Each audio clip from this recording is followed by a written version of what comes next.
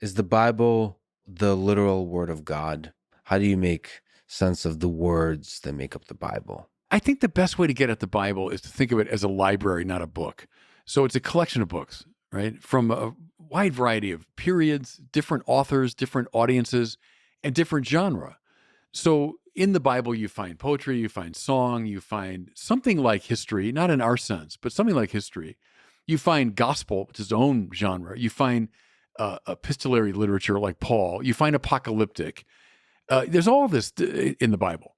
So is the Bible literally the Word of God? It's like saying, is the library literally true? It depends on what section you're in, right? So parts of like 1 and 2 Samuel, 1 and 2 Kings, number of places in the Old Testament. Are there elements of the historical in there? Sure.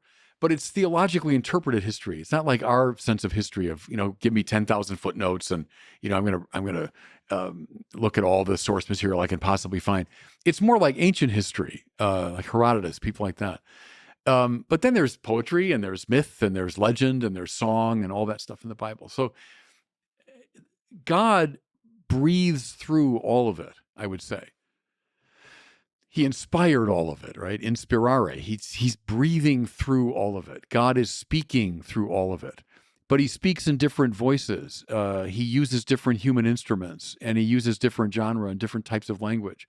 So we have to be sensitive to that when we're interpreting the Bible. So the different instruments are more or less, some are more perfect than others. No, I wouldn't say that. I wouldn't say more perfect. I'd say they're just different. It's like a symphony, and God's like a conductor, and there's all kinds of different instruments in the orchestra, and he loves us to breathe through the Psalms. I prayed the Psalms this morning. I do every day in my office.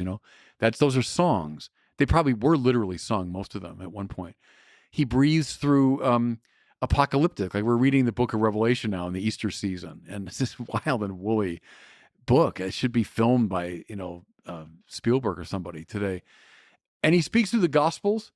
The Gospels, which correspond in genre to what I call ancient biography. That's the genre of the Gospels. It's wrong to call them like mythic or simply literary. They're like ancient biographies.